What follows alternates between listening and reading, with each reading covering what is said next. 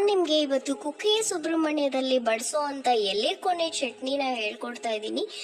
ನಾನು ಎಷ್ಟು ಪ್ರಮಾಣದಲ್ಲಿ ಅಳತೆಯಲ್ಲಿ ಇಂಗ್ರೀಡಿಯೆಂಟ್ಸ್ ನ ನಿಮ್ಗೆ ಹೇಳ್ಕೊಡ್ತಾ ಇದ್ದೀನೋ ಅದೇ ಒಂದು ಅಳತೆಯಲ್ಲಿ ಮಾಡ್ಕೊಳ್ಳಿ, ತುಂಬಾ ಟೇಸ್ಟಿಯಾಗಿ ಬರುತ್ತೆ. ಸೊ ನಾನಿಲ್ಲಿ ಚಟ್ನಿಗೆ ಕಡಲೆಬೇಳೆನ ಉಪಯೋಗಿಸ್ತಾ ಇದ್ದೀನಿ.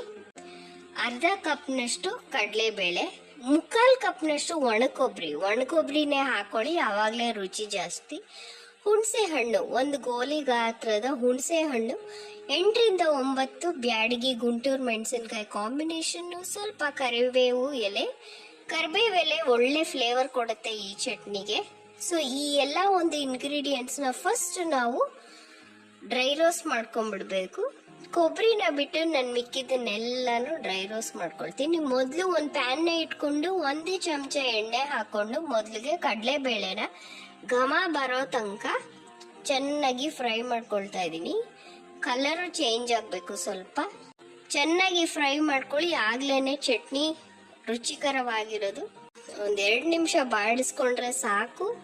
ನೋಡಿ, ಕೆಂಪಗೆ ಕಲರ್ ಚೇಂಜ್ ಆಗುತ್ತೆ, ನಿಮ್ಗೆ ಆ ಪರಿಮಳನೂ ಬರುತ್ತೆ. ಕಡಲೆಬೇಳೆ ಒಂದು ಹುರ್ಕೊಂಡ ತಕ್ಷಣ ನಾನು ಇದಕ್ಕೆ ಒಣಮೆಣಸಿನ್ಕಾಯಿನ ಕೂಡ ಆಡ್ ಮಾಡ್ಕೊಳ್ತಾ ಇದ್ದೀನಿ. ಒಣಮೆಣಸಿನ್ಕಾಯಿ, ಕರಿಬೇವು ಇದನ್ನು ಕೂಡ ಹಾಕೊಂಡು ಚೆನ್ನಾಗಿ ಡ್ರೈ ರೋಸ್ಟ್ ಮಾಡ್ಕೊಳ್ತೀನಿ 1-2 ನಿಮಿಷ. ನಾವು ಖಾರ ಸ್ವಲ್ಪ ಜಾಸ್ತಿ ತಿನ್ನೋದ್ರಿಂದ ಚಟ್ನಿಗೆ ಖಾರ ಇದ್ರೆ ಚೆನ್ನಾಗಿರುತ್ತೆ. ಅನ್ನ ಕಲ್ಸ್ಕೊಳಕ್ಕೆ ಸ್ವಲ್ಪ ಖಾರವಾಗಿರ್ಬೇಕು ಈ ಚಟ್ನಿ. ಚೆನ್ನಾಗಿ ಹುರ್ಕೊಂಡ್ಮೇಲೆ ಡ್ರೈ ರೋಸ್ಟ್ ಆದ್ಮೇಲೆ ಇದನ್ನ ಆರಕ್ ಬಿಟ್ಬಿಡಿ. ಆರಿದ್ಮೇಲೆ ನಾವು ಇದನ್ನ ಮಿಕ್ಸಿಗೆ ಹಾಕೊಂಡು ಸ್ವಲ್ಪ ತರ್ತರಿಯಾಗಿ ರುಬ್ಕೊಂಡ್ಬಿಡೋಣ.